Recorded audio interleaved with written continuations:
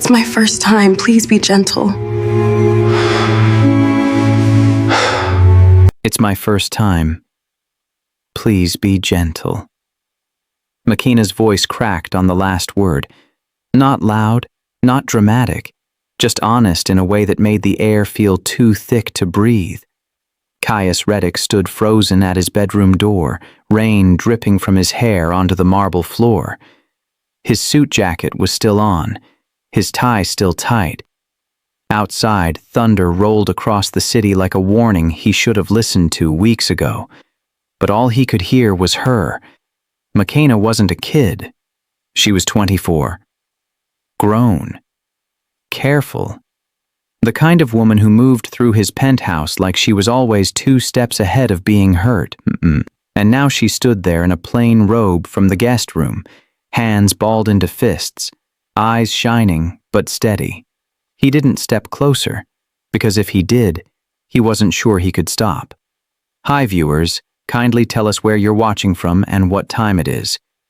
Warm welcome to the family. Enjoy the story. For weeks, Caius had built rules around her: distance, control, cold politeness. Not because he didn't want her, but because he wanted her too much, and wanting someone like Makina felt dangerous, like standing at the edge of something he couldn't come back from. She swallowed hard. Her throat moved. Her voice barely made it past a whisper. I trust you, but I don't know what comes after trust. Caius opened his mouth. He didn't know what he was going to say. Maybe something safe. Maybe something honest. Maybe nothing at all. Then his phone lit up. The alert flashed red across the screen. Sharp, immediate, wrong. Warning. Intruder access. Penthouse office. His heart dropped. He turned toward the hallway, instinct kicking in faster than thought. But when he looked back at Makina, something in her face stopped him cold. She wasn't surprised. She wasn't confused. She looked like she'd been waiting for this. They found it. Her voice was barely there, almost like she was talking to herself. Didn't they? Caius stared at her. Rain pounded against the windows.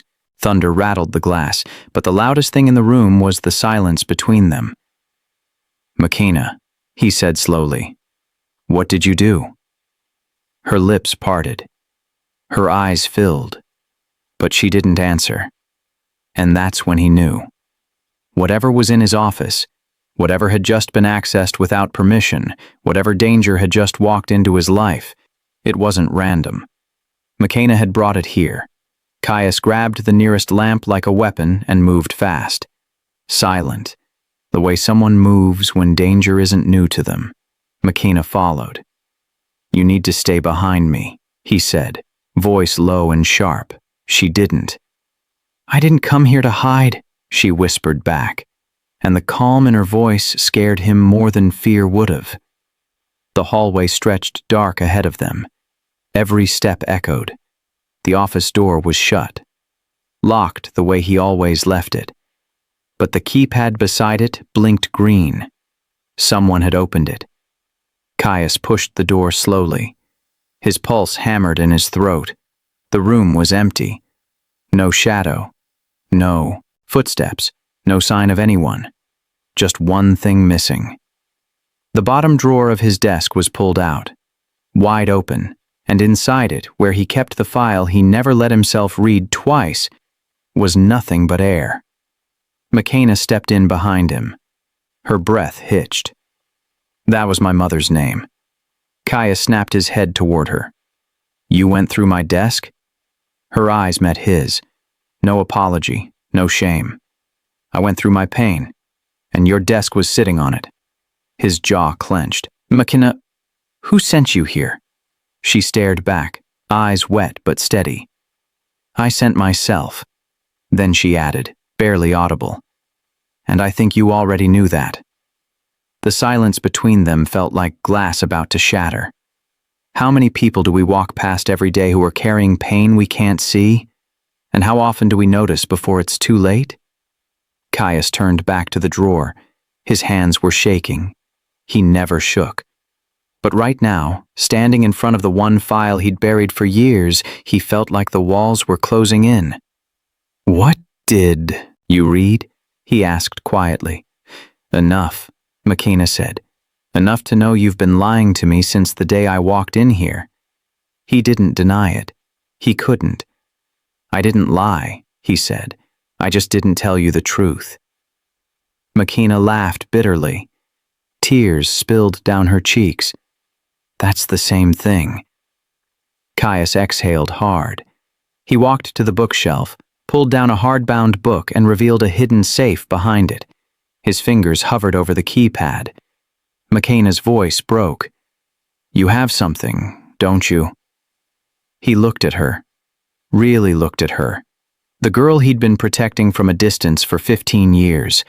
The woman standing in front of him now, demanding answers he wasn't ready to give. "I have everything," he said. He opened the safe. Inside were two things: a thin folder labeled Naya Mwangi, and a small old photo of McKenna as a child, smiling next to her mother. McKenna's lips parted. Her breath stopped. "Why do you have that picture?" Caius's voice went rough. "Because I promised her." McKenna stepped closer, shaking. "You promised my mother what?" Caius held the folder like it weighed 1,000 pounds, like it had been crushing him for years. "I promised I'd protect you," he said, "from the same people who killed her." McKenna's eyes widened. Her whole body went still. "Then why?" she whispered, voice breaking. "Have you been protecting them too?" McKenna had been just the maid for 3 weeks. Quiet, efficient, polite. But Caius had noticed the details she never missed. She watched the cameras like she understood angles. She listened when he took business calls like she understood numbers. And she never asked about the penthouse rules. She studied them. Now, standing in the office with tears streaming down her face, she finally let the mask slip. "My mom didn't fall," McKenna said. Her voice was steady, cold, like she'd practiced saying it 1,000 times alone. "She was pushed." Caius didn't answer, because the truth was he'd been waiting for this moment. For years. He'd known the second she applied for the job, the second her application crossed his desk with a name he recognized. McKenna Mwangi, daughter of Nia, the woman whose death had haunted him since he was 21. He could have rejected her application. He could have kept her far away. But he didn't, because part of him wanted her to find out. Part of him was tired of carrying it alone. McKenna stepped closer, eyes locked on the folder in his hands. "You knew my mother." It wasn't a question. "Yes," Caius said, "and you know who killed her." "Yes." McKenna's breath shook, her fists clenched. "Then why didn't you stop it?" Caius's throat tightened. He looked at the folder, at the photo of her smiling next to Nia, at the life that got stolen from both of them. "I tried," he said quietly. "I wasn't strong enough." McKenna's voice rose. "You're a billionaire. You own half this city. How were you not strong enough?" Caius met her eyes. "Because I was nobody back then. And the person who killed your mother owned the other half." The words hung in the air like smoke. McKenna wiped her face with the back of her hand. Her whole body was shaking. Not from fear, from rage, from grief that had nowhere left to go. "I came here for answers," she said. "Not excuses." Caius nodded slowly. "Then I'll give you answers." He opened the folder. Inside were documents, photos, witness statements, everything he'd been collecting for 15 years. Everything he couldn't use because using it would have destroyed him before he was ready. McKenna's eyes scanned the pages. Her hands trembled as she touched them. "This is everything." "Yes," Caius said. She looked up at him. "Why didn't you go to the police?" "Because the police were paid off," he said. "The lawyers were paid off. The judges were paid off. Everyone your mother trusted was bought before she ever walked into that building. Makina's face crumpled.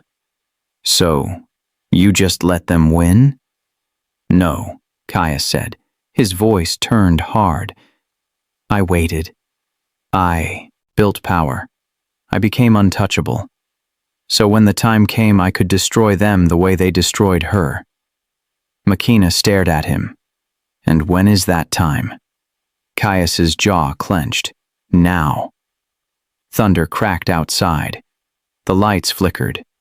And Makina whispered, Then tell me who pushed her. Caius hesitated, just for a second. But it was enough. Makina's eyes narrowed. You're scared to tell me. I'm not scared, Caius said. Then say the name. Caius exhaled slowly. He pulled out a single photo from the folder. Black and white. Taken the night Nia died. A man in a suit. Face clear. Eyes cold. Makina took the photo. Her breath stopped. Because she recognized him. Her voice broke into a whisper. No. Caius watched her fall apart in real time. That's... She couldn't finish the sentence. Your uncle, Caius said quietly. DeMar Kitt. Makina's knees buckled. She gripped the desk to stay standing. He raised me. He paid my school fees. He killed your mother, Caius finished. And he's been watching you ever since. Caius didn't become rich by being soft. He became rich by being ruthless. By knowing when to strike and when to stay silent. The night Nia Mwangi died, he chose silence. Not because he didn't care, because he was 21, standing at the edge of a collapsing empire, and an older man across his desk smiled like a snake. Do you want the truth, the man said, or do you want your company to survive? Caius chose survival, and it haunted him. Now he looked at Makina, grown, grieving, burning with questions, and felt that same old sickness rise in his chest. Makina touched the photo with trembling fingers. You knew. All this time. Caius nodded once. I found out 2 days after it happened. Her voice cracked. And you did nothing? I did something, he said sharply. I kept you alive. Makina's eyes flashed. By paying for my life from a distance? I didn't want you near this, Caius said. Makina scoffed through tears. But you hired me into your home. Caius swallowed. Because you were getting too close. Makina froze. Too close to what? Caius's jaw clenched. His phone buzzed in his pocket. He ignored it. Too close to the person who still wants you dead. Makina stepped back like the air had slapped her. Who? She demanded. The phone buzzed again. Louder this time, insistent. Caius pulled it out. His face went pale. A new alert. Unknown vehicle, waiting outside. Makina's breath hitched. What does that mean? Caius walked to the window. Fast. Silent. The rain outside was heavy. The street below reflected headlights and neon signs, and there, parked by the curb, was a black car. Idling. Waiting. How many times do we stay silent when we know the truth? And how many people get hurt because we chose safety over courage? McKenna joined him at the window. She stared down at the car. Is that him? I don't know, Caius said, but his voice said otherwise. McKenna's hands shook. You said no one knows I'm here. I didn't tell anyone, Caius said. Then someone followed me, McKenna whispered. Caius turned, grabbed his phone, opened the security feed. The camera angle caught the car clearly. Zoomed in on the license plate, and his blood ran cold. Because he recognized it. Not from business, from the past. McKenna leaned closer, reading his face. What is it? Caius didn't answer at first. He just stared at the screen. At the plate. At the memory it dragged up from 15 years ago. He walked to the office door, locked it, then returned to the safe and pulled out a second file. Thicker. Older. Heavier. McKenna stared. There's more.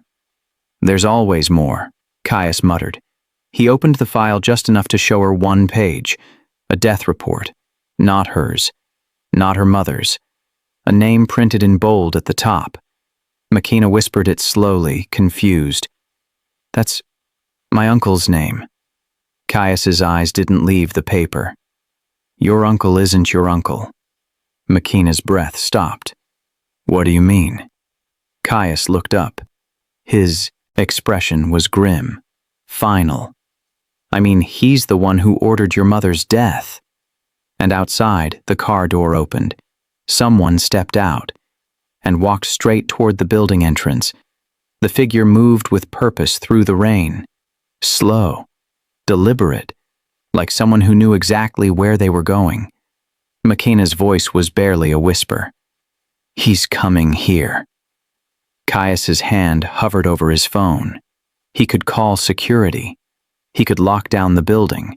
He could make this person disappear before they ever reached the penthouse, but something stopped him, because whoever was in that car knew things, and Caius needed to know what they knew. McKenna grabbed his arm. Caius, do something. He turned to her. His face was stone. I am. What? She demanded. I'm letting them come. McKenna's eyes went wide. Are you insane? No, Caius said. I'm tired of running from ghosts. He pulled up the lobby camera feed on his phone. The entrance doors opened, rain poured in, and the figure stepped. Inside, shaking water off a long coat. The camera caught the face clearly. McKenna's stomach dropped, because she recognized him instantly, and she hated herself for it. That's... Her voice broke. That's Uncle Damar. Caius didn't look surprised. He looked like he'd been expecting this for years. Your uncle, he said quietly, has been watching you your whole life. McKenna backed away from the window. Her hands trembled. No, he wouldn't. He raised me. He paid my school fees when things got hard. Caius's voice turned cold, cutting, because guilt can look like generosity. McKenna shook her head. Tears streamed down her face. You're lying. I'm not, Caius said. He pulled another document from the file, slid it across the desk toward her. Read it. McKenna stared at the paper like it might burn her. She didn't want to touch it, didn't want to know, but her hands moved anyway. She picked it up. It was a bank transfer, dated 2 weeks after her mother's death. A payment to Damar, Kit, $500,000, marked as consulting services. But there was a note attached, handwritten. For cleaning up the Mwangi situation. McKenna's knees gave out. She grabbed the edge of the desk to stay standing. He was paid, she whispered. He was paid to kill her. Caius nodded. And he was paid to watch you. To make sure you never asked questions. McKenna's voice rose. Then why didn't he just kill me too? Caius hesitated, just for a second, but McKenna caught it. What aren't you telling me? She demanded. Caius exhaled slowly. Because I made him a deal. McKenna stared at him. What kind of deal? The kind that kept you breathing, Caius said, but cost me everything else. McKenna's phone buzzed in her pocket. She ignored it, but it buzzed again and again. She pulled it out. Unknown number, a text message. Come downstairs, McKenna. We need to talk. Her hands shook. She showed Caius the screen, his jaw clenched. Don't answer. He knows I'm here, McKenna said. He's always known. Another text came through. I know you're with Caius, and I know what he's been hiding from you. McKenna's breath caught. What does that mean? Caius grabbed the phone from her hand, read the message. His face went pale. What? McKenna demanded. What is he talking about? Caius didn't answer. He just stared at the screen like it was a death sentence. Another message appeared. Ask him why he really kept you alive, McKenna. Ask him what he gets out of protecting you. McKenna turned to Caius. Her voice shook. What does he mean? Kaya set the phone down slowly. He's trying to turn you against me. Then tell me the truth, Makina said. Right now. Why did you protect me? Caius looked at her. Really looked at her. And for the first time since she'd met him, she saw something in his eyes that terrified her. Fear.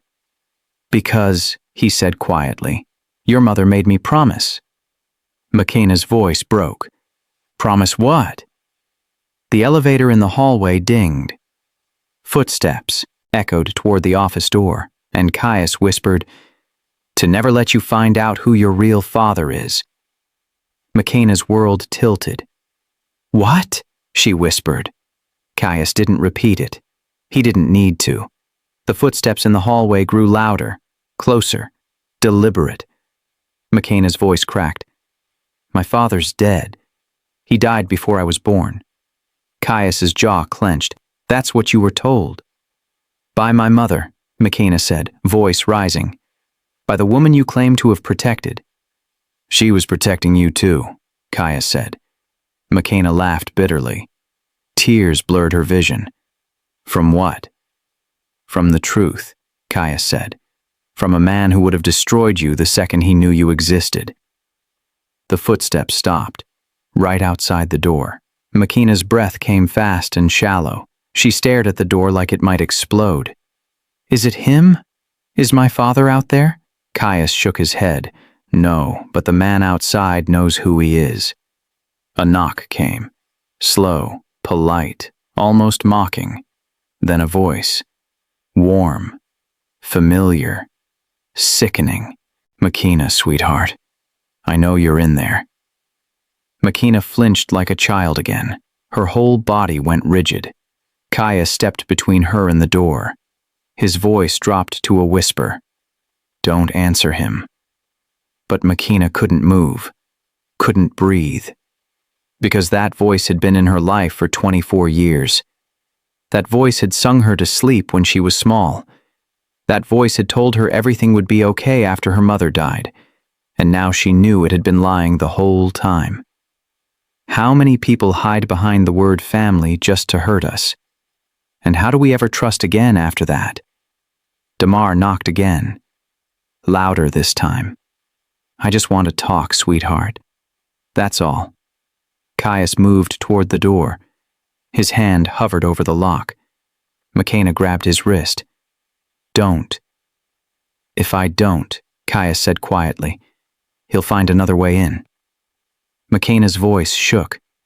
Then let him. Let him come in here and tell me to my face that he killed my mother. Caius stared at her. You're not ready for that. I've been ready my whole life, Makina said. I just didn't know it. Damar's voice came through the door again. Softer now, almost gentle. Caius, I know you're protecting her, but you can't protect her from everything. Caius's hand tightened on the lock. Watch me. Damar chuckled, low, amused. You think locking a door keeps me out? I've been in her life since she was 9 years old. I've been closer to her than you'll ever be. Makina's stomach turned. Stop. But Damar didn't stop. I was there when she cried herself to sleep. I was there when she graduated. I was there when she needed money and had nowhere else to turn. Makina's voice broke. Stop it. And I'll be there, Damar continued, when she realizes you're just using her to clear your own guilt. Makina turned to Caius. Her eyes were wild, searching. Is that true? No, Caius said. Then why did you hire me? Makina demanded.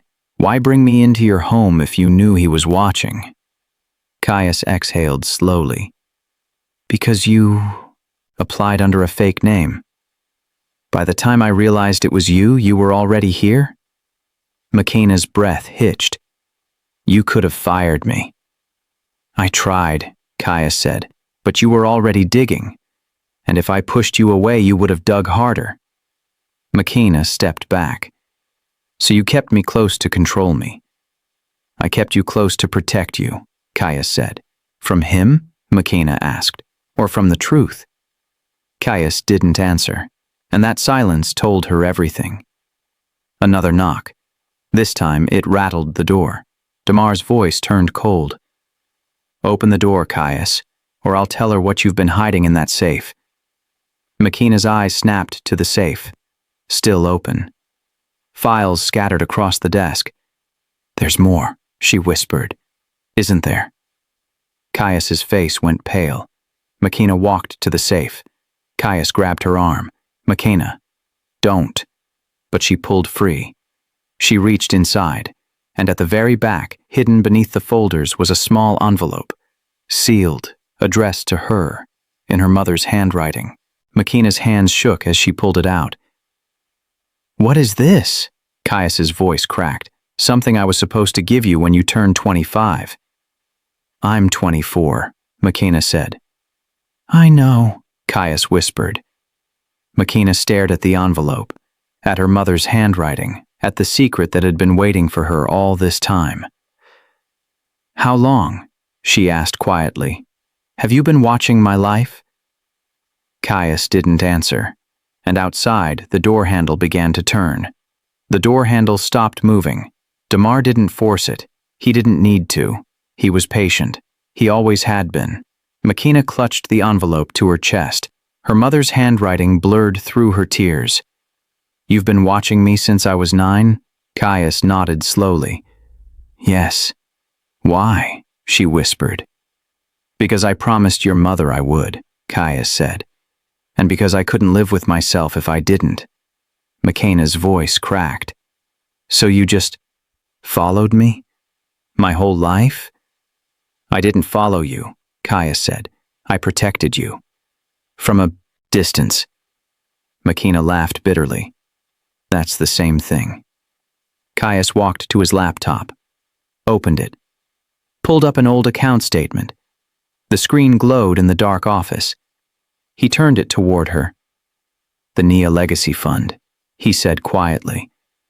Makina stared at the name. Her breath stopped. That's the scholarship that paid for my school." "Yes," Caius said. Makina's hands trembled. "I thought it was a charity. I thought someone out there just cared." "Someone did," Caius said. His voice was rough, raw. "I did."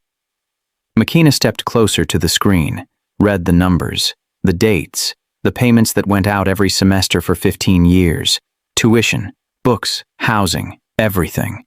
Her knees weakened. She gripped the desk. "You paid for everything." Caius nodded. "Every cent." Makina's voice rose, shaking with anger and grief and something she couldn't name. "Why didn't you tell me?" "Because if you knew," Caius said, "you would have asked questions. And questions would have led you here, to this moment, and I wasn't ready to lose you yet." Makina stared at him. "Lose me?" "Yes," Caius said, "because the second you found out the truth, I knew you'd hate me." Makina's tears spilled over. "I don't hate you." "You should," Caius said.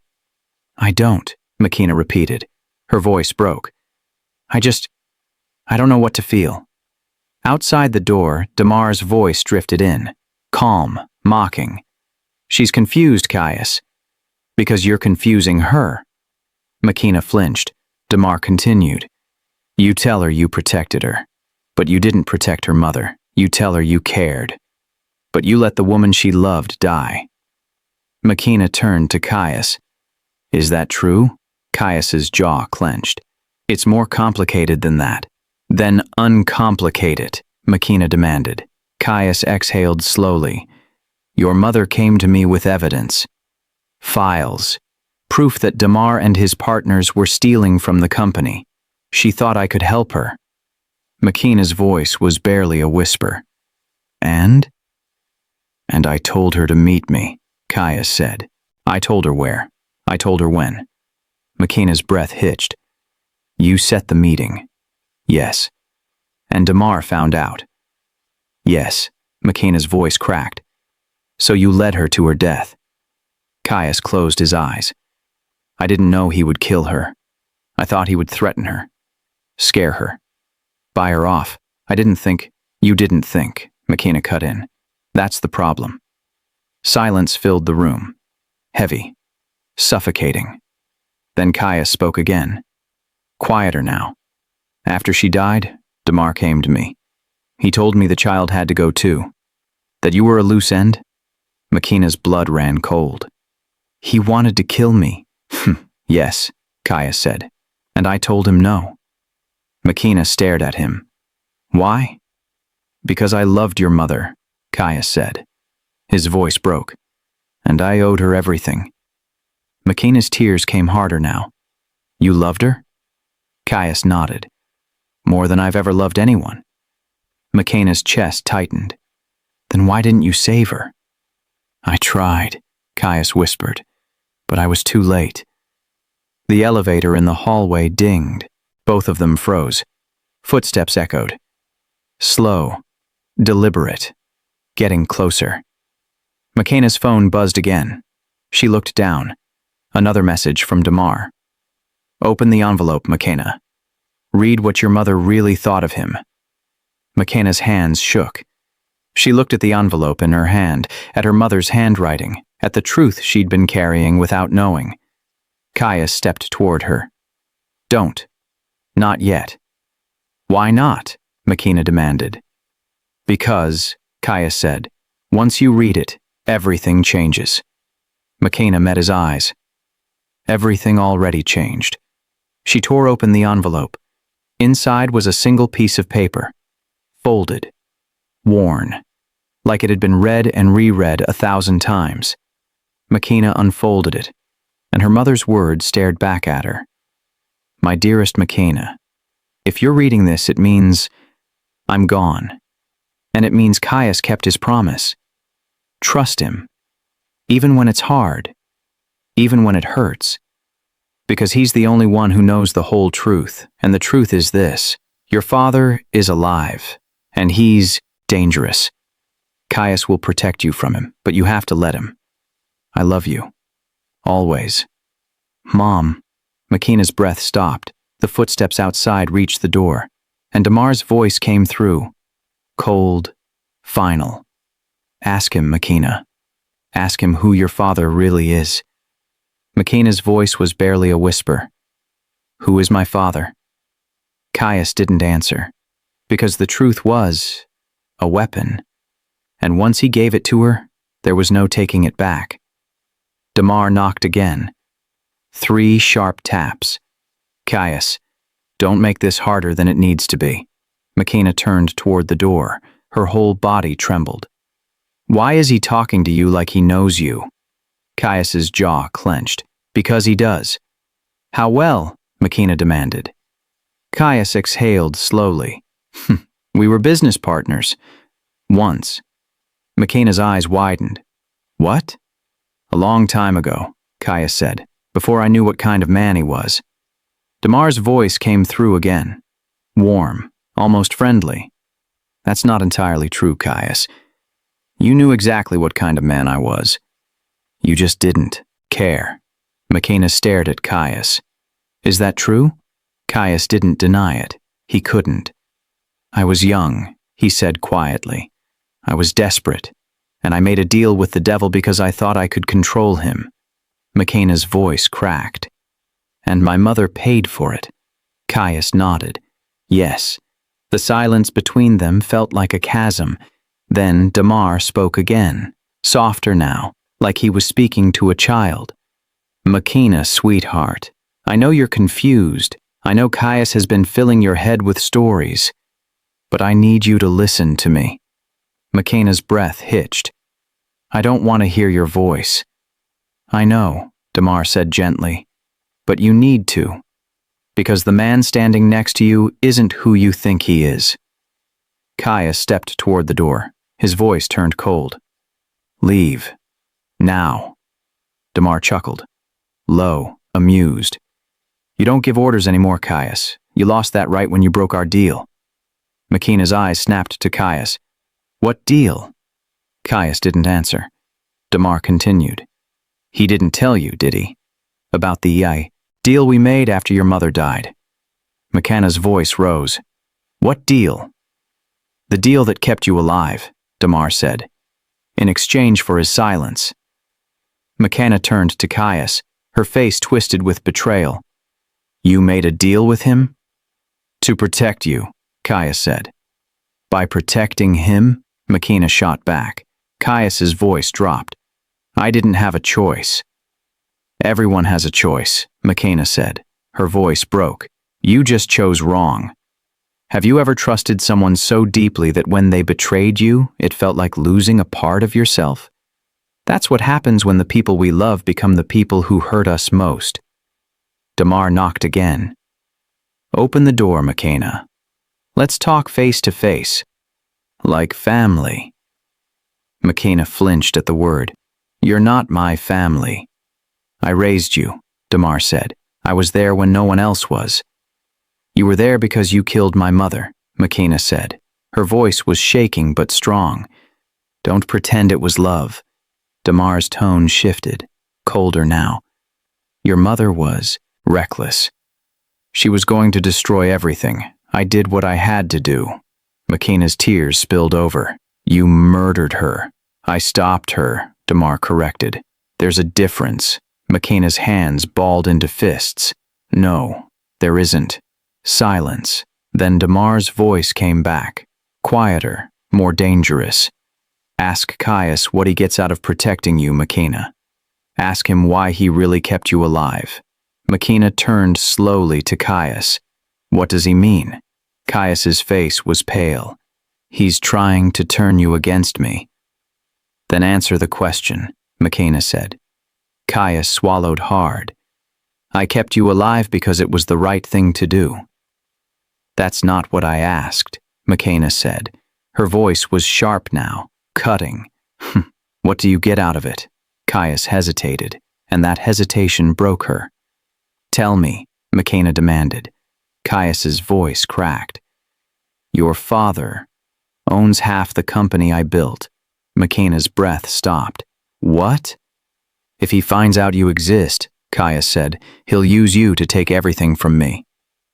Makina staggered back. So you kept me hidden. To protect yourself. No, Caius said. To protect both of us. Makina shook her head. Tears streamed down her face. You're just like him. I'm not, Caius said. You are, Makina whispered. You both used me. You both lied. You both put yourselves first. Caius stepped toward her. Makina, don't, she said. Her voice broke. Don't touch me. Outside, Damar's footsteps moved away from the door, but not toward the elevator, toward the emergency stairwell. Caius's phone buzzed, a new alert. Fire exit accessed, penthouse level. Caius's face went white. He's coming in through the back. Makina's eyes widened. How? Because, Caius said, he still has the emergency override code. Makina's voice shook. From when? Caius met her eyes.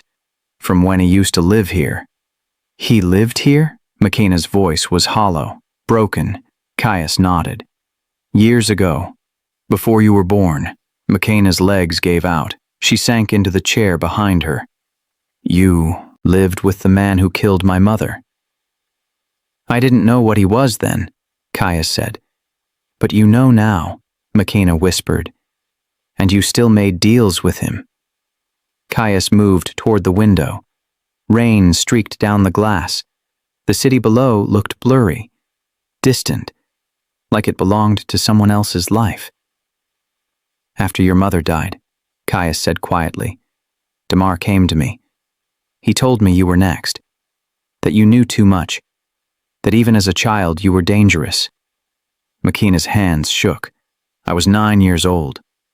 I know, Caius said, and I told him if he touched you, I'd destroy him. Makina's voice rose. But you didn't destroy him. You protected him.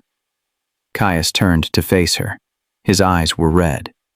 Tired. I didn't have the power to destroy him then. I barely had the power to save you. So what did you do? Makina demanded. Caius's voice turned rough. I made a deal. I would keep quiet about what he did. I would let him stay on the board. I would protect his reputation. And in exchange, he would leave you alone. Makina stared at him. You sold your soul to save mine. Yes, Caius said simply. McKenna wiped her face. And now? What's stopping him from killing me now? Caius's jaw clenched. Nothing. That's why you're here. That's why I've been watching. Because I knew this day would come. Footsteps echoed in the stairwell, getting closer. McKenna stood up.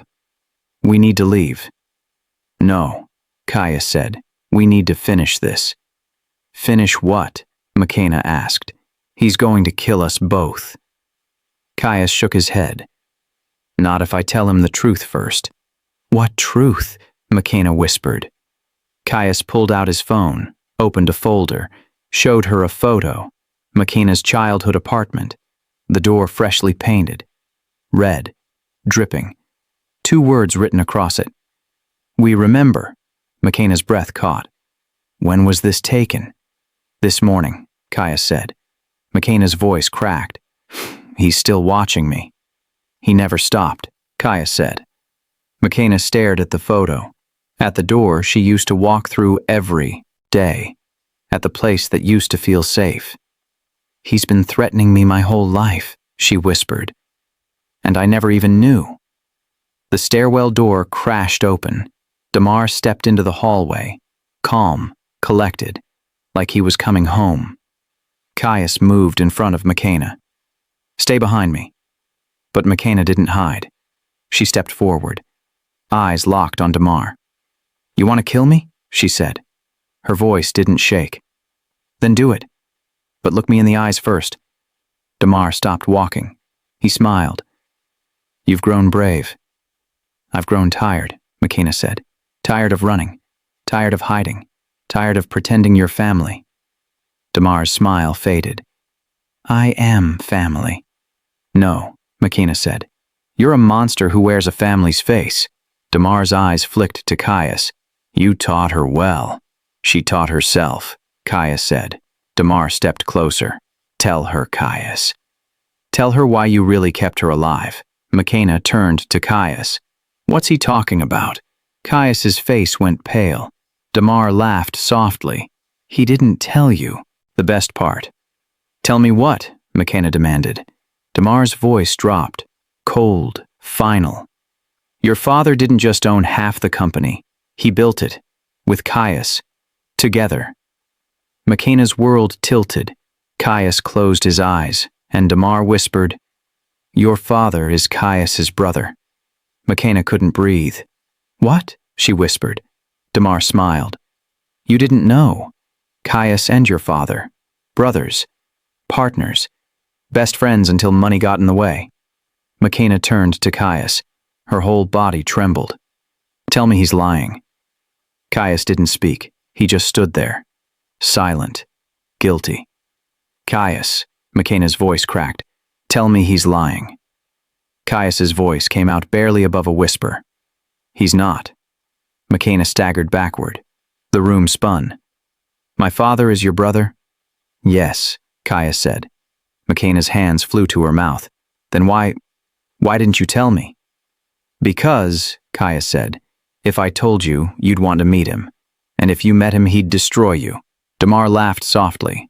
Oh, Caius, always so dramatic. Caius's eyes flashed. You know what kind of man he is. I do, Damar said. That's why I work for him. McKenna's head snapped toward Damar. You work for my father? Damar nodded. For the last 20 years. Ever since your mother threatened to expose him. McKenna's voice broke. Expose him for what? Damar's smile widened. For being the man who ordered her death. The floor dropped out from under McKenna. No, she whispered. You killed her. You just said, I executed the order, Damar corrected. But I didn't give it. McKenna turned to Caius, tears streaming. You knew this? Caius nodded. Yes. And you still kept me alive? McKenna's voice was rising now, breaking. Knowing my own father wanted me dead? That's exactly why I kept you alive, Caius said. His voice turned hard, desperate. Because you weren't supposed to live. And the only reason you did is because I refused to let it happen. Sometimes the secrets we carry to protect someone end up being the very thing that destroys their trust. How do you forgive someone who saved your life by lying to you every day? Makina shook her head. I don't understand. Why would my father want to kill me? I was a baby. Because, Kaya said quietly, you were proof. Proof of what? Makina demanded. Caius walked back to the safe, pulled out another file, this one thicker than the rest. He opened it, showed her a page, a birth certificate. Makina's, but the father's name wasn't blank. It was written clearly. Marcus Reddick. Makina's knees buckled. That's not possible. It is, Kaya said. Your mother had an affair with my brother. She got pregnant, and when she told him, he told her to get rid of you. Makina's voice was barely there. And when she didn't? He made her disappear, Kaya said. Makina's whole body shook. So my father is a murderer. Yes, Kaya said. Makina looked up at him, eyes red, voice broken. And you've been protecting me from him this whole time? Caius nodded. From the moment you were born. Damar clapped slowly. Beautiful story, Caius. Really. But you left out the best part. Caius's jaw clenched. Shut up. Tell her, Damar said. Tell her where you were the night her mother died. Makina's eyes widened. Caius. Caius's face went pale. Damar stepped closer. He was there, Makina, in the building, watching. Makina's breath stopped. No. Yes, Damar said. Ask him. Makina turned to Caius. Her voice shook. Tell me he's lying. Caius didn't answer. Caius, Makina whispered. Tell me you weren't there. Caius closed his eyes. I can't. Makina's voice broke into a scream. You were there. Yes, Caius said. His voice cracked. I was there. Makina stumbled back. And you just watched her die? No, Caius said. I tried to stop it. How? Makina demanded. By standing there? Caius's hands shook. He pulled out the final document from the file. A witness statement, signed, dated, with his name at the bottom. Makina took it, read it. Her hands trembled so hard the paper shook. You gave a statement, she whispered. To the police? Yes, Caius said. And you told them it was an accident. Yes. Makina's tears fell onto the paper. You lied for them. I lied to protect you, Caius said. No, Makina said. Her voice turned cold. You lied to protect yourself. Caius stepped toward her. Makina, don't, she said. She held up her hand. Don't come near me. Damar smiled. Smart girl. Makina turned to Damar. And you? What do you want? Damar's smile faded. I want what I've always wanted, for you to disappear. Why? Makina asked. What am I to you? Damar's eyes darkened. You're the one thing standing between your father and complete control of this company. Makina's voice shook. I don't want anything from him. It doesn't matter, Damar said. Your existence is a threat, and threats get eliminated. He pulled a gun from inside his coat. Makina froze. Caius stepped in front of her. Don't. Damar aimed, the gun at Caius. Move. No, Caius said. Damar's finger moved to the trigger, and Makina whispered, If you shoot him, you'll never find out where my mother hid the real evidence. Damar's hand froze on the trigger. What did you say? He asked slowly. Makina's voice was steady now, cold. My mother didn't just have one copy of the evidence. She hid backups, places you never found. Damar lowered the gun slightly. You're lying. Am I? Makina asked. Then why did you spend 15 years watching me? Why mark my door this morning? You're still looking for something. Damar's eyes narrowed. Where is it? Shoot him, Makina said, nodding toward Caius. And you'll never know. Damar stared at her, then at Caius, then back at her. He lowered the gun. Smart girl, he said quietly. Just like your mother. Makina's jaw clenched. Don't compare me to her. You don't deserve to say her name. Damar smiled. She said the same thing, right before she realized what was happening. Makina's voice cracked. What do you mean? Damar tilted his head. You want to know what really happened that night? Ask Caius. He was there. He saw everything. Makina turned to Caius. Her eyes were red. Broken. Tell me. Caius's voice was barely a whisper. Makina. Tell me, she demanded. Caius exhaled slowly. He looked like a man standing at the edge of a cliff. Your mother called me. She said she had proof. Documents that would destroy my brother. Destroy the company. Destroy everything. Makina's breath hitched. And I told her to meet me, Caius said. I told her where. The old office building downtown, 20th floor. Makina's hand shook. You set the meeting. Yes, Caius said. And then what? Makina whispered. Caius's voice cracked. I got there early. I waited. And when she arrived, she wasn't alone. Makina's eyes widened. Damar was there. Not just him, Caius said. 2 others. Men I didn't recognize. They grabbed her, took the files, and I just stood there. Makina's voice broke. You didn't stop them? I tried, Caius said. Tears filled his eyes. I screamed at them to let her go. I threatened them. But they didn't listen. Because you were nobody, Makina whispered. Yes, Caius said. I was 21. Powerless. Terrified. Makina's tears spilled over. So you just watched. Caius shook his head. I called the police. I ran after them. But by the time I got to the elevator, his voice broke completely. Makina's breath stopped. What happened at the elevator? Caius closed his eyes. They pushed her inside. And I tried to stop the doors. But Damar hit the emergency override.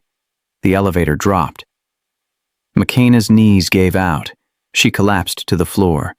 You were there. You saw it happen. Yes, Caius whispered. Makina looked up at him, her face twisted with grief and rage. Did you send her into that elevator? Caius's tears fell. Yes. The word hung in the air like a death sentence. Makina's voice was hollow, empty. You killed her. I didn't push her, Caius said desperately, but I set the meeting. I told her where to go. I led her into a trap. Makina covered her face with her hands. Her whole body shook with sobs. Damar watched with cold amusement. See? He's no hero. He's just as guilty as the rest of us. Caius turned to Damar. His voice turned hard. But I'm the only one who's been trying to make it right. By lying to her for 15 years? Damar asked. By keeping her alive, Caius shot back. Damar raised the gun again. Not anymore. And the office door lock clicked off. The door swung open. 2 men stepped inside. Dark suits, cold eyes, moving like soldiers. Damar smiled. Right on time. Caius moved in front of Makina. Get out. The men didn't respond. They just stood there, waiting for orders. Damar gestured toward Makina. Take her.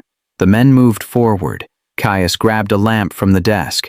Touch her, and I'll... One of the men pulled a gun, aimed it at Caius's chest. You'll what? Damar asked calmly. Makina stood up slowly. Her tears had stopped. Her voice was steady. Let him finish his story first. Damar raised an eyebrow. What story? The part where he chose to save me, Makina said. You said he's guilty, but you left out the part where he stopped you from killing me too. Damar's smile faded slightly. That's ancient history. It's my history, Makina said, and I want to hear it. She turned to Caius. Tell me why I'm still alive. Caius swallowed hard. His voice was rough. After your mother died, Damar came to me. He told me the child had to go, that you were a witness, a liability.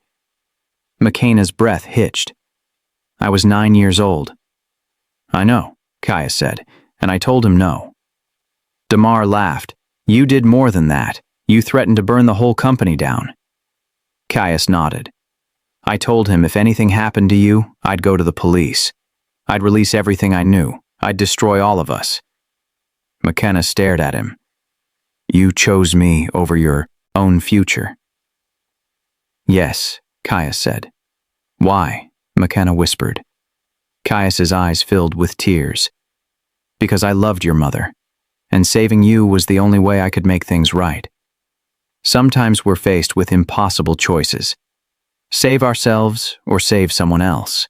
Live with guilt or live with loss. What would you choose? Damar's voice turned cold. How noble. Too bad it didn't last. McKenna turned to him. What does that mean? It means, Damar said, that Caius's protection came with conditions. McKenna's eyes narrowed. What conditions? Damar stepped closer. He agreed to keep quiet. He agreed to let me stay on the board. He agreed to help cover up your mother's death. All to keep you breathing. McKenna turned to Caius. Is that true? Caius didn't deny it. Yes, McKenna's voice cracked. So you became one of them. To save me. I did what I had to do, Caius said. No, McKenna said. You did what was easy. Caius flinched like she'd slapped him. Nothing about this was easy. Then, why didn't you just tell the truth? McKenna demanded. Why didn't you go to the police 15 years ago? Because they would have killed you anyway, Caius said, and I would have lost everything for nothing. McKenna shook her head, tears streaming. So you kept me alive, but you kept yourself comfortable. I kept us both alive, Caius said. The room fell silent. Then Damar spoke. Touching. Really. But this ends tonight. He nodded to the men. Take her. The men moved toward McKenna. She didn't run. Instead, she reached into her pocket, pulled out her phone. Before you do, she said calmly, you should know that everything you just said has been recorded and sent to 3 different people. Damar's face went pale. You're bluffing. McKenna held up the screen, a recording app, timer running, 43 minutes. Am I? She asked. Damar lunged for the phone. Caius tackled him to the ground. The gun went off. Glass shattered. Someone screamed, and McKenna ran for the door. But before she reached it, a hand grabbed her wrist. She turned. It wasn't one of Damar's men. It was someone else, someone she'd never seen before. And he whispered, Your father sent me. McKenna's blood ran cold. My father? She whispered. The man's grip tightened. He was tall, broad, eyes like ice. He wants to meet you. McKenna tried to pull away. Let go of me. Can't do that, the man said calmly. Behind them, Caius was still wrestling with Damar on the floor. One of Damar's men pointed a gun at them both. Stop, the man holding McKenna shouted. Nobody shoots. Boss's orders. Damar shoved Caius off, stood up, straightened his jacket. Your boss doesn't give orders here. The man's voice didn't change. He does now. Damar's face twisted with rage. Marcus sent you? The man nodded. He's been watching, waiting, and now he's done waiting. McKenna's heart pounded. Where is he? Downstairs, the man said. In the lobby. McKenna's breath caught. He's here? He's been here the whole time, the man said. Caius struggled to his feet. Blood dripped from his lip. McKenna, don't go with him. She doesn't have a choice, the man said. McKenna turned to Caius. Is my father really downstairs? Caius's face went pale. Yes. How do you know? McKenna asked. Because, Caius said quietly. I called him. The room went silent. McKenna stared at him. You what? Caius's voice cracked. I called him tonight, before you came to my room. I told him everything. I told him Damar was coming for you. I told him it was time to end this.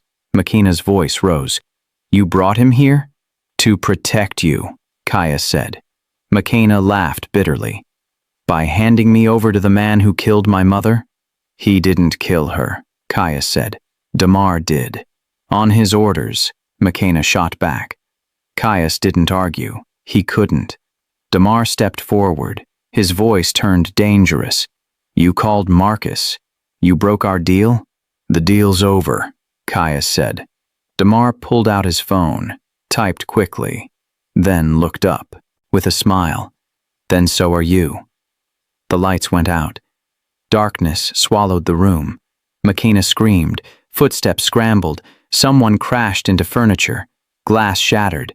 Lights, Damar shouted. Now. Emergency power failed to kick in. Makina felt hands grab her. She kicked, twisted, fought. Caius, she screamed. I've got you. His voice came from somewhere close. Arms wrapped around her, pulled her down, shielded her. A gunshot exploded, the sound deafening in the small space. Someone groaned, then sirens. Distant but getting closer. Police, security, everything colliding at once. Lights flared back on. Makina blinked against the brightness. Damar was on the floor, handcuffed. 2 officers holding him down. The man who'd grabbed her was gone, and Caius was standing beside her, breathing hard, blood on his shirt. Are you hurt? He asked. Makina shook her head. No, you? I'm fine, Caius said. But he wasn't. She could see it in his eyes. Damar laughed from the floor. You think this is over? You think arresting me changes anything? One of the officers yanked him to his feet. You have the right to remain silent. But Damar kept talking. His eyes locked on Makina. He's still downstairs, sweetheart. Your father. And he's not going anywhere until he sees you. Makina's stomach turned. I don't want to see him. Doesn't matter, Damar said. He owns this building. He owns the police. He owns everything. The officers dragged him toward the door. As they passed, Damar whispered to Makina, Ask Caius why he really called your father tonight. Ask him what he gets out of this. Makina turned to Caius. What does he mean? Caius didn't answer. The officers took Damar out, and Makina's phone buzzed. Unknown number. A text message. Come downstairs, Makina. It's time we met. Your father. Makina showed Caius the screen. His face went white. Don't go, he said. I have to, Makina whispered. No, Caius said. You don't. Makina met his eyes. He's my father. I need to see him, even if it destroys me. She walked toward the door. Caius grabbed her wrist. Makina, please. She pulled free gently. You can't protect me from this. And she left. Caius stood alone in the office. His phone buzzed. A message from Marcus. Thank you for bringing her to me, brother. I knew you would. The elevator ride down felt like falling. Makina stood alone in the glass box, watching the city lights blur past. Her reflection stared back at her, tired, broken, changed. She pressed her hand against the cool glass. Somewhere above, Caius was still in that office, bleeding, guilty, desperate, and somewhere below, her father was waiting. The man who'd ordered her mother's death, the man whose blood ran through her veins. The elevator dinged. Lobby level, the doors opened. Makina stepped out into marble and silence. The lobby was empty. No security. No guest, just one man standing by the window, hands in his pockets, staring out at the rain. He didn't turn around, but he spoke. You have your mother's walk. Makina froze. His voice was smooth, calm, like he'd been practicing this moment for years. Confident, he continued, even when you're terrified. Makina's hands shook. Are you Marcus? The man turned slowly. He was older than she expected, 50 maybe, gray at the temples, sharp suit, eyes like Caius's but colder. I'm your father, he said simply. Makina's breath caught. Don't call yourself that. Marcus smiled sadly. What should I call myself then? A murderer, Makina said. Marcus nodded. Fair enough. He gestured to the chairs by the window. Sit with me. No, Makina said. Please, Marcus said. I just want to talk. You wanted me dead, McKenna said. Her voice shook. You don't get to ask me for anything. Marcus's smile faded. You're right. I don't. He sat down anyway, crossed one leg over the other, looked at her like she was a painting he was trying to understand. You look like her, he said quietly. Your mother. McKenna's eyes filled with tears. Don't talk about her. Why not? Marcus asked. Because I killed her? McKenna's voice broke. Yes, Marcus nodded slowly. I gave the order, that's true. But I didn't want to. Then why did you? McKenna demanded. Marcus's jaw clenched. Because she was going to destroy everything I built, everything I sacrificed for. She was going to tell the truth, McKenna said. The truth, Marcus repeated. He laughed bitterly. The truth would have put 100 people out of work. The truth would have collapsed the company. The truth would have sent me to prison and left you with nothing. McKenna stepped closer. I would have had my mother. Marcus's face softened. I know. Silence filled the space between them. Have you ever protected someone so fiercely that you lost them anyway? That's the cruelest kind of failure. Loving someone enough to fight for them, but not enough to let them choose for themselves. McKenna wiped her eyes. Why did you want to meet me? Because, Marcus said, you're my daughter, and I owe you an apology I can never give. McKenna shook her head. I don't want your apology. Then what do you want? Marcus asked. McKenna's voice turned cold. I want you to confess. I want you to turn yourself in. I want you to pay for what you did. Marcus smiled sadly. I can't do that. Why not? McKenna demanded. Because, Marcus said, if I go down, Caius goes down with me. McKenna froze. What? Marcus stood up, walked closer. You think he's innocent? You think he's been protecting you out of the goodness of his heart? McKenna's breath caught. He has. He has, Marcus agreed. But not for free. McKenna's voice shook. What does that mean? Marcus pulled out his phone, showed her a document, a contract, signed by Caius, dated 3 weeks ago. He made a deal with me, Marcus said. He would bring you to me, and in exchange I would give him full control of the company. McKenna stared at the screen, her world tilted. No. Yes, Marcus said. He's been planning this for weeks. The job offer, the protection. All of it was to bring you here. To me. McKenna stumbled back. You're lying. Am I? Marcus asked. He scrolled through the document. Read it yourself. McKenna read. Every word was a knife. Caius's signature at the bottom was unmistakable. Her knees weakened. She grabbed the nearest chair. He used me. He saved you, Marcus corrected. And then he sold you. That's what my brother does. He survives. McKenna's tears fell. I trusted him. I know, Marcus said. That's why it worked. McKenna looked up at him. And you? What do you want from me? Marcus's face was unreadable. I want you to disappear. Again. I'll pay for your life, anywhere you want to go. Any name you want to use, just vanish. McKenna shook her head. No. It's the only way you stay safe, Marcus said. I don't want safety, McKenna said. I want justice. Marcus's eyes darkened. Justice will kill you. Then I'll die trying, McKenna said. She turned toward the door. Marcus called after her.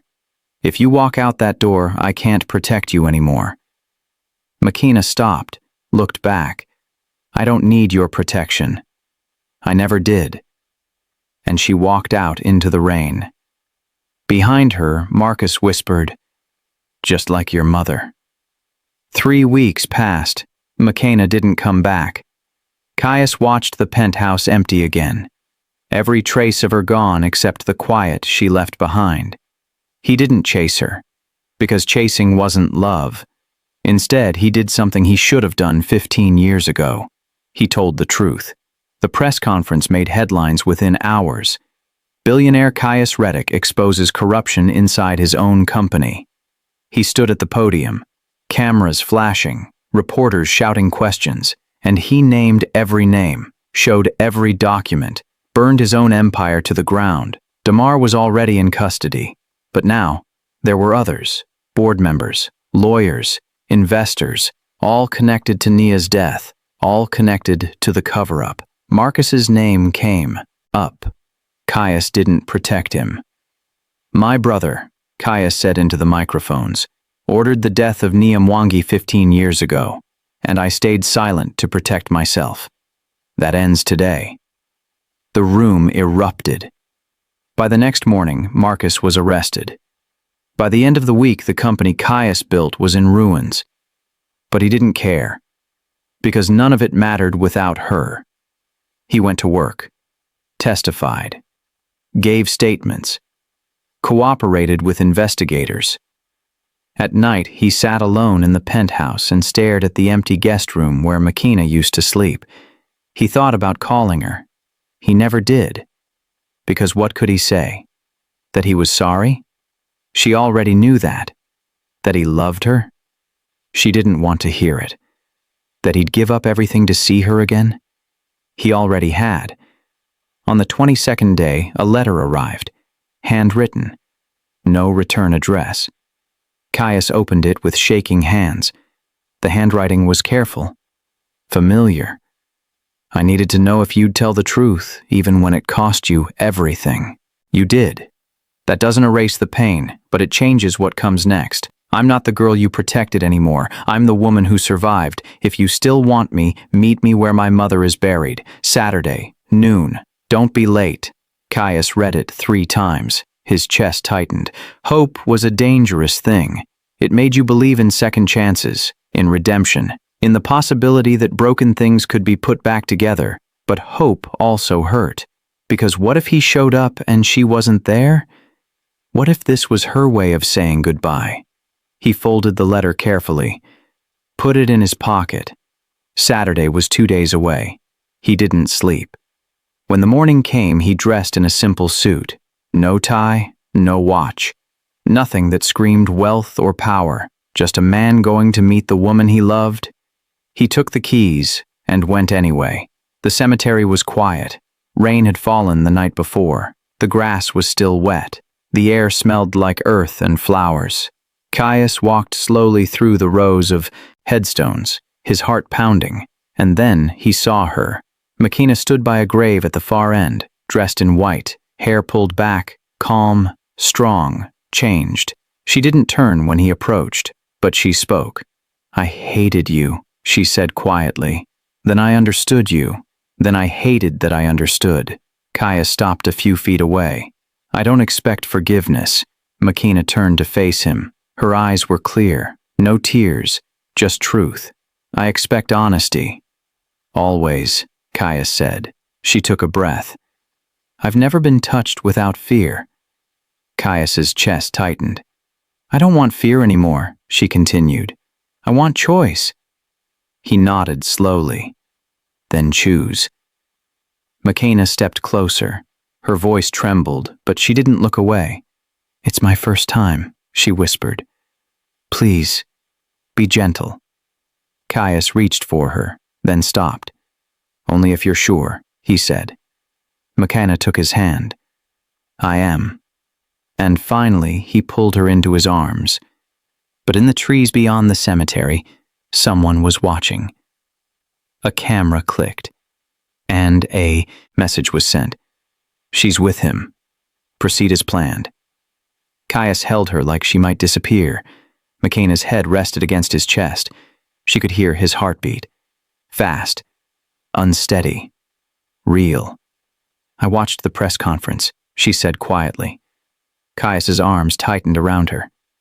And you lost everything, Makina said. Not everything, Caius whispered. Not you. Makina pulled back slightly, looked up at him. You didn't lose me. I left. I know, Caius said, and I deserved it. Makina's eyes searched his face. The The contract Marcus showed me. The one where you agreed to bring me to him.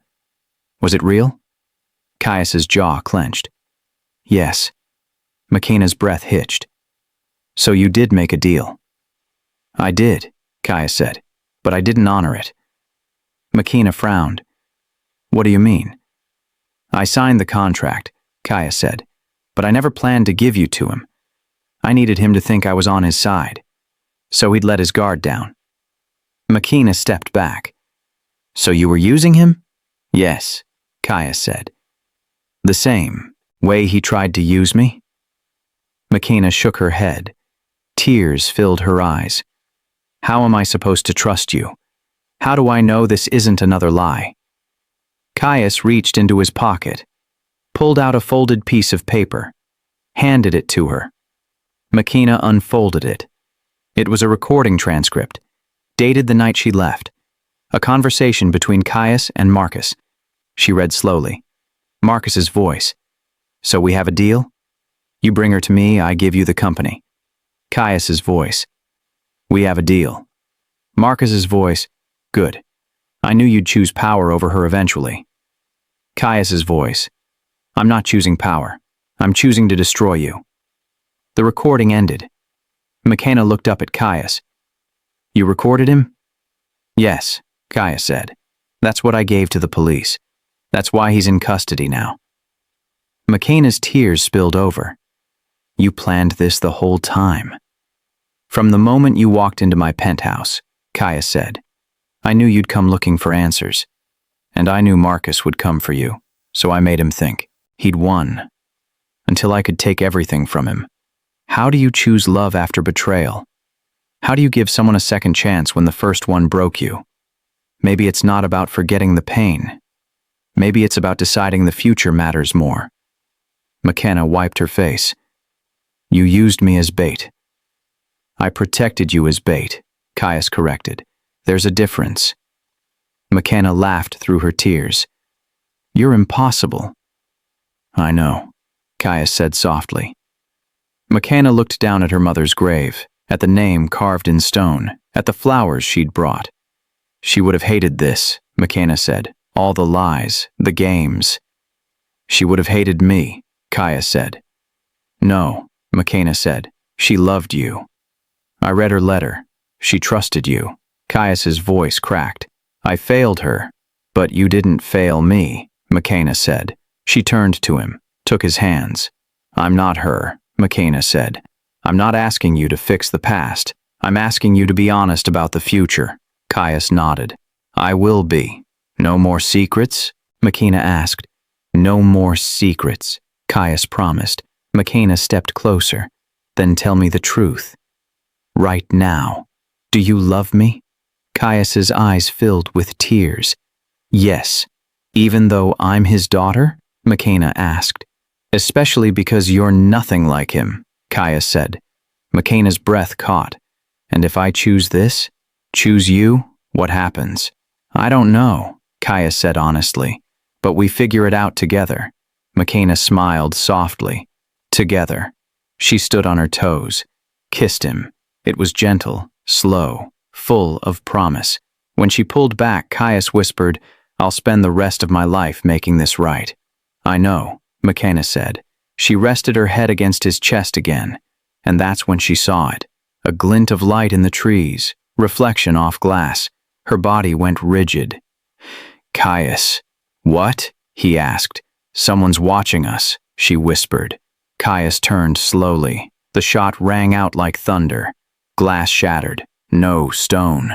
The headstone behind them exploded. McKenna screamed. Caius grabbed her, pulled her down behind a larger monument. Another shot, closer this time. Stay down, Caius shouted. But McKenna wasn't looking at him. She was looking at the trees, at the figure moving through the shadows, not running away, running toward them, and she whispered, That's not a stranger. Caius followed her gaze. The figure stepped into the light, and McKenna's blood ran cold. Because it wasn't Marcus. It wasn't Damar. It was someone she knew. Someone she'd trusted. Someone who'd been there all along. Sarah? McKenna whispered. Her old roommate stepped closer. Gun raised, eyes cold. Sarah. The girl who'd lived with McKenna for 2 years, who'd helped her move, who'd laughed with her over coffee. "Sarah, what are you doing?" McKenna's voice shook. Sarah's face was blank. "My job." Kaya stepped in front of McKenna. "Who sent you?" Sarah smiled. "Who do you think?" "Marcus," Kaya said. "He pays well," Sarah said. "Always has." McKenna's world tilted. "You've been watching me this whole time?"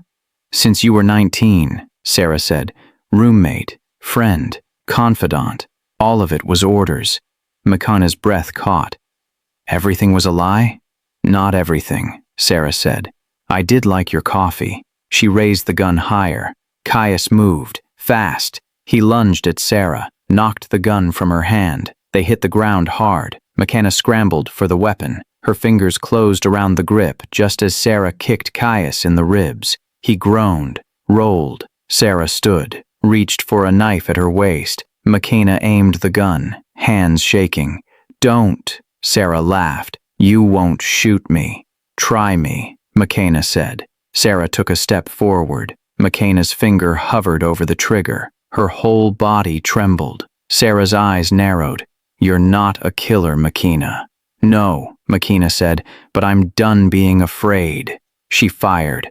The shot went wide, hit a tree, but it was enough. Sarah flinched, hesitated, and Caius tackled her from behind. They crashed into a headstone. Sarah's knife clattered away. Caius pinned her down.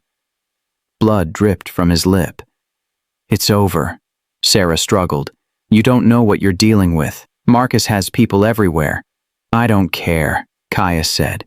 Sirens wailed in the distance, getting closer. Security, police, everything colliding again.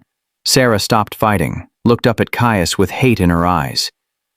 "You were supposed to finish this." Caius's jaw clenched. "I did, just not the way you wanted." Officers rushed into the cemetery, guns drawn, shouting commands. Caius raised his hands, stepped back. Sarah was dragged to her feet, handcuffed. As they led her away, she looked at McKenna. "He'll never stop coming for you. You know that, right?" McKenna didn't answer, because she did know. An officer approached. "Miss Mwangi, are you hurt?" McKenna shook her head. "No." "We'll need a statement," the officer said. McKenna nodded numbly. Caius walked over, touched her shoulder gently. "You okay?" McKenna looked at him, at the blood on his face, at the man who'd just thrown himself in front of a bullet for her. "You could have died," she whispered. "So could you," Caius said. McKenna's eyes filled. "Why did you do that?" "Because," Caius said, "losing you is worse than dying." McKenna's breath caught.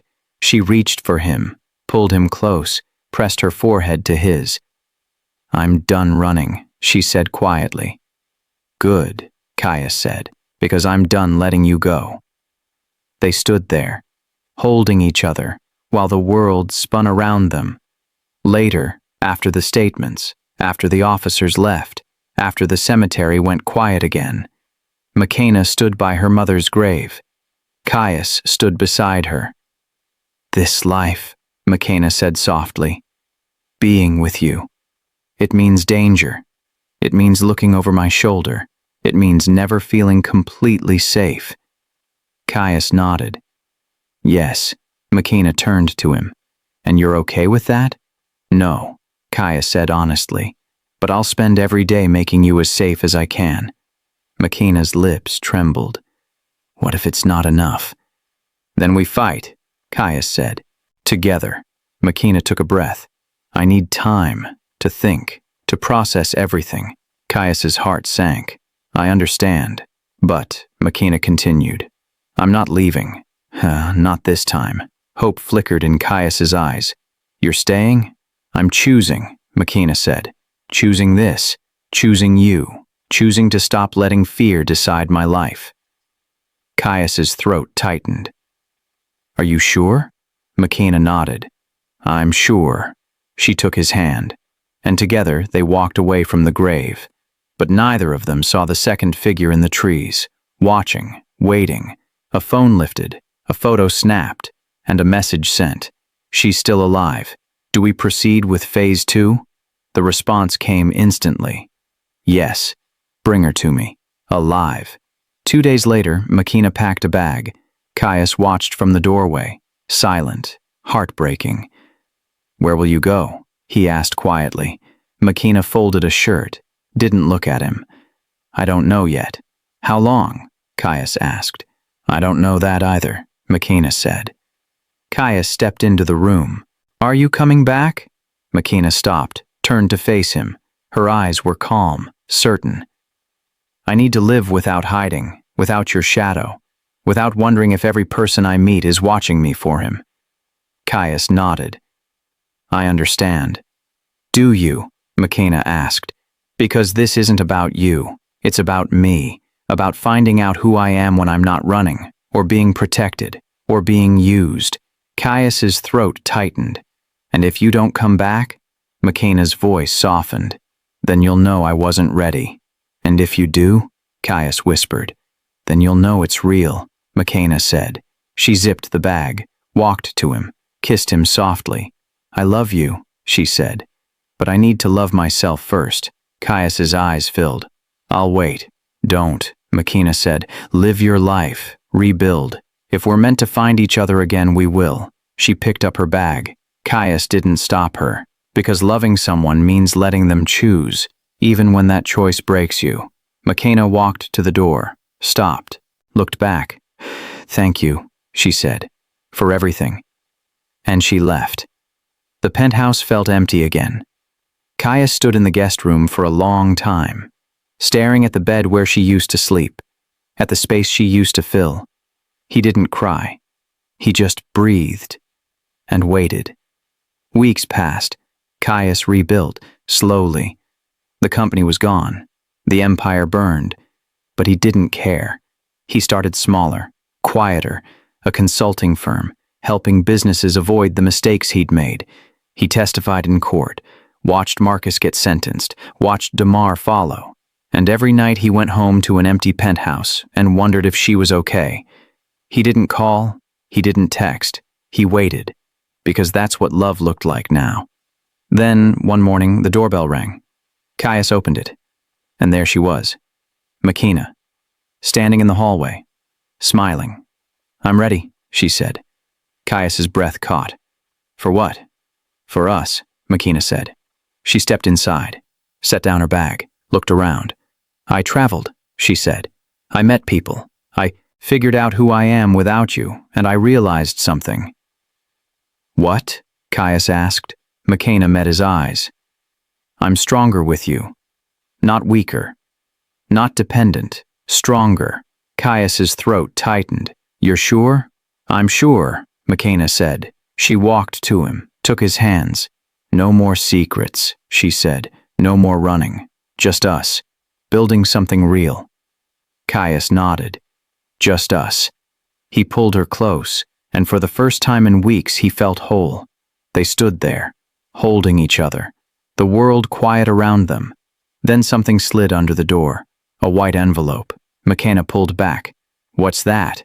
Caius walked over, picked it up. No name, no stamp, just blank. He opened it. Inside was a single photo. Makina, sitting in a cafe 2 days ago, smiling, and written on the back in red ink. Welcome home. We've been waiting. Caius's face went white. Makina saw his expression. What is it? He showed her the photo. Her blood ran cold. Someone's still watching, she whispered. Caius turned the envelope over. Another note on the inside flap.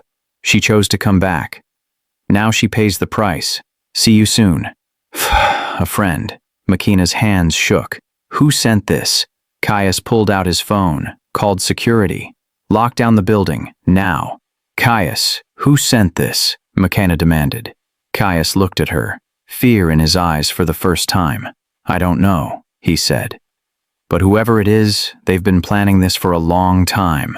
Makina's phone buzzed. Unknown number. A text message. Check your mother's grave. We left something for you. Makina showed Caius. His jaw clenched. Don't go. I have to, Makina said. It's a trap, Caius said. I know, Makina said, but if there's something there, I need to see it. Caius grabbed his keys. Then we go together. They drove in silence. The cemetery was empty. Dark. The moon hidden behind clouds.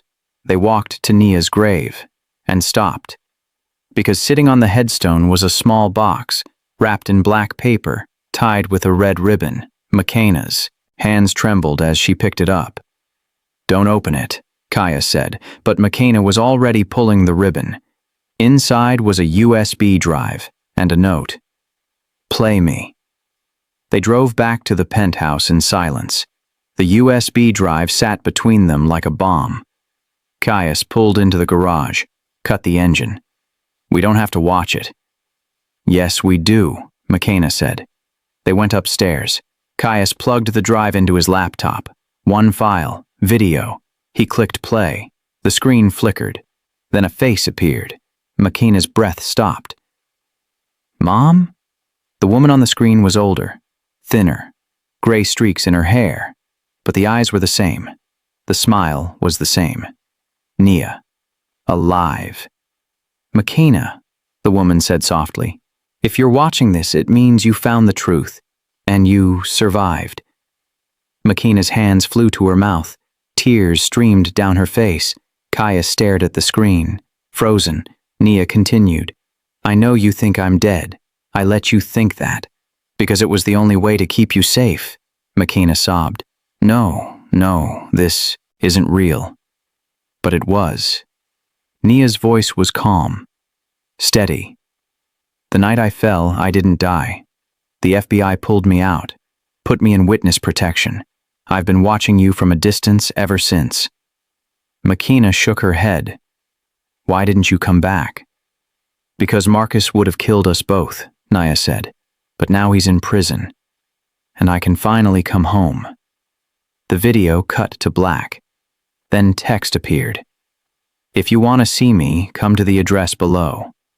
Come alone. Trust no one. Not even him. An address in the suburbs flashed on screen. Makina stared. She's alive. Caius didn't speak. Makina turned to him. Did you know? No, Caius said. His voice was raw, shaking. I swear, I didn't know. Makina stood up. I have to go. Makina, wait, Caius said. This could be a trap. It's my mother, Makina said. It's a video, Caius corrected. We don't know who sent it. Makina grabbed her keys. I don't care. If there's even a chance she's alive, I have to see for myself. Caius stood. Then I'm coming with you. No, Makina said. The message said, come alone. I don't care what it said, Caius said. Caius, Makina said firmly. I need to do this by myself. Caius's jaw clenched. And if it's not her, then I'll deal with it, Makina said. She walked to the door. Caius called after her. Makina, please. She stopped, looked back. I have to know. And she left. The drive took 40 minutes. The address led to a small house. Quiet neighborhood. Lights on inside. Makina parked, sat in the car, heart pounding. What if it wasn't real? What if it was a trick? She took a breath and got out. She walked to the front door, knocked 3 times, footsteps inside. The door opened, and there she was, Nia Mwangi, older, changed, but alive. Makina's knees buckled. Mom! Nia's eyes filled with tears. My baby! Makina collapsed into her arms, sobbing, shaking. Nia held her tight. I'm sorry. I'm so sorry. They stood there, holding each other, 15 years of grief pouring out. Finally, Makina pulled back. How? How are you alive? Nia led her inside, sat her down. The FBI approached me a week before the meeting with Caius, Nia said. They told me Marcus had ordered a hit. They offered me protection if I testified. Makina's breath hitched. So you faked your death? Yes, Nia said. The fall was staged. The body they found wasn't mine. I've been living under a new name ever since. Makina wiped her face. Why didn't you take me with you? Nia's voice broke. Because they said if I did, Marcus would find us both. But if you stayed, Caius would protect you. And he did. Makina shook her head. I thought you were dead. I mourned you. I know, Nia said. And I'm sorry. But it was the only way. Makina stared at her mother, at the woman who'd been alive this whole time. What happens now? Makina asked. Nia smiled through tears. Now we start over. Together. Makina nodded. Together. But as they embraced, Makina's phone buzzed, a text from Caius. Get out of there. Now. That's not your mother. Makina froze. She pulled back slowly, looked at Nia. What's wrong? Nia asked. Makina's voice shook. Prove you're my mother. Tell me something only she would know. Nia smiled. Like what? Like the song you used to sing me to sleep, Makina said. Nia's smile didn't falter. You'll have to be more specific. Makina's heart stopped, because her mother would have known immediately. Who are you? Makina whispered. The woman's smile faded, and footsteps came from the hallway behind her. Someone else was in the house. Makina backed toward the door. The woman who looked like Nia stood up slowly. Makina, wait. Stay back, Makina said. The footsteps in the hallway grew louder. A figure emerged from the shadows, and Makina's breath caught, because it wasn't a stranger. It was the real Nia. Older, grayer, wearing a simple dress, but unmistakably her mother. Makina, the real Nia said softly. It's okay. She's with me. Makina's eyes darted between the two women. What's happening? The first woman stepped aside. I'm Agent Rivera, FBI. I've been protecting your mother for 15 years. Nia walked closer, hands out, eyes filled with tears. Baby, it's me. It's really me. Makina's voice shook. Prove it. Nia smiled through tears. You were 6. You fell off your bike, scraped your knee so bad you thought you'd never walk again. I sang Twinkle, Twinkle, Little Star until you stopped crying. Then I told you that brave girls don't need perfect knees. They just need to stand up. Makina's legs gave out. She sank to the floor, sobbing. Mom? Nia knelt beside her, pulled her into her arms. I'm here. I'm right here. Makina clung to her. 15 years of grief pouring out in one moment. They held each other, crying, shaking, healing. Finally, Makina pulled back. Why didn't you come back sooner? Nia wiped Makina's face. Because Marcus had people everywhere, and if I came out of hiding before he was locked up, we'd both be dead. But he's in prison now, Makina said. Yes, Nia said. Thanks to you. And Caius. Makina's throat tightened. You know about Caius? I've known everything, Nia said. The scholarship, the protection, the way he kept you safe when I couldn't. Makina's voice cracked. He loved you. I know, Nia said, and I loved him. But not the way he loved me. Makina stared at her mother. What do you mean? Nia took her hands. Caius was young, idealistic. He thought he could save the world. But when I died, when he thought I died, he spent the rest of his life trying to save you instead. Makina's tears fell. He did save me. Yes, Nia said, and now it's your turn to save him. Makina frowned. From what? From himself, Nia said. From the guilt. From the belief that he doesn't deserve to be loved. Makina nodded slowly. I love him. Nia smiled. I know you do. Agent Rivera cleared her throat. We should go. It's not safe to stay in one place too long. Nia stood, helped Makina up. Come with me. Both of you, you and Caius, start fresh somewhere new. Makina shook her head. I can't keep running. Then don't run, Nia said. Stand, fight. Build the life you want. Makina's phone buzzed. Caius again. Are you okay? Please tell me you're okay. Makina typed back. I'm okay. She's real. She's alive. Come meet us. She sent the address. 30 minutes later, Caius arrived. He walked through the door, saw Nia, froze. Nia? He whispered. She smiled. Hello, Caius. Caius's eyes filled. You're alive. Thanks to you, Nia said. Caius shook his head. I failed you. No, Nia said. You saved my daughter. That's all I ever asked for. Caius looked at McKenna. Is this real? McKenna walked to him, took his hand. It's real. Nia stepped forward. Thank you, Caius, for everything. Caius nodded, tears streaming. I'm sorry I couldn't save you both. You did, Nia said, in the ways that mattered. She hugged him, and for the first time in 15 years, Caius let himself cry. Later, as the sun rose, the three of them sat together, talking, healing, planning. Nia would stay in witness protection a little longer, just to be safe, but she'd visit, call, be part of McKenna's life again. McKenna and Caius would rebuild, together. No secrets, no lies, just truth. What will you do now? Nia asked. McKenna looked at Caius. We'll figure it out. Caius smiled. Together, Nia stood. Then go. Live. Love. Don't waste another second. McKenna hugged her mother one last time. I'll see you soon. I'll be here, Nia said. McKenna and Caius walked out into the morning light, hand in hand, free.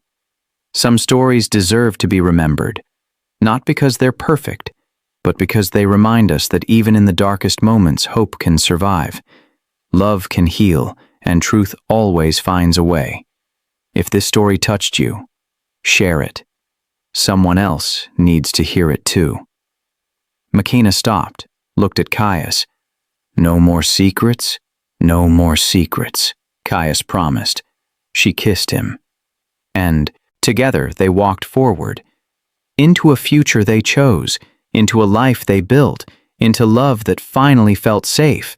But as they drove away, a black car followed, distant, careful, watching, and inside a phone buzzed. A message appeared. Target acquired, awaiting final orders. The response came instantly. Let them think they're free. For now. The end. Or is it?